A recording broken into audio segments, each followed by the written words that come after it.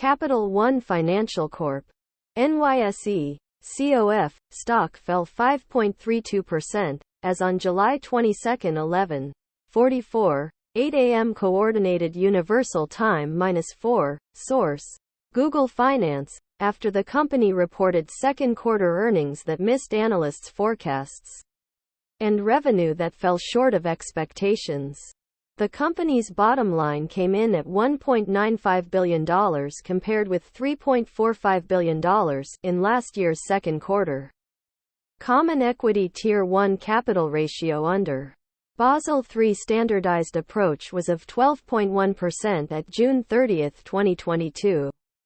Period-end loans held for investment in the quarter increased $15.9 billion, or 6%, to $296.4 billion.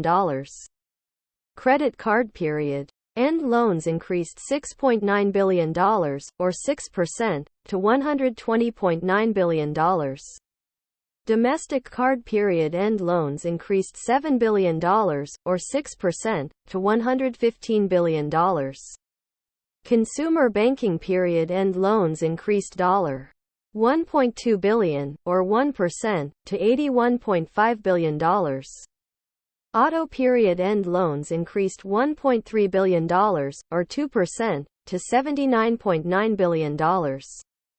Commercial banking period-end loans increased $7.8 billion, or 9%, to $94 billion. Average loans held for investment in the quarter increased $10.8 billion, or 4%, to $286.1 billion. Credit card average loans increased $4.4 billion, or 4%, to $115.80 bill. ION. Domestic card average loans increased $4.4 billion, or 4%, to $110 billion.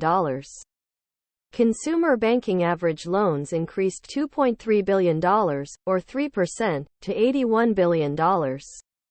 Auto average loans eased $2.4 billion, or 3%, to $79.3 billion. Commercial banking average loans increased $4.1 billion, or 5%, to $89.3 billion. Period-end total deposits decreased $5.5 billion, or 2%, to $307.9 billion, while average deposits decreased $3.6 billion, or 1%, to $306 billion.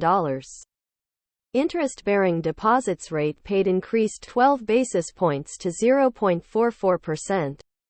COF in the second quarter of FY22 has reported the adjusted earnings per share of $4.96, missing the analysts' estimates for the adjusted earnings per share of $5.10. The company had reported the adjusted revenue growth of 1% to $8.23 billion in the second quarter of FY22, missing the analysts' estimates for revenue of $8.3 billion. Total non-interest expense increased 1% to $4.6 billion, includes 9% increase in marketing and 1% decrease in operating expenses. Provision for credit losses increased $408 million to $1.1 billion, including net charge-offs of $845 million and $200 million loan reserve build.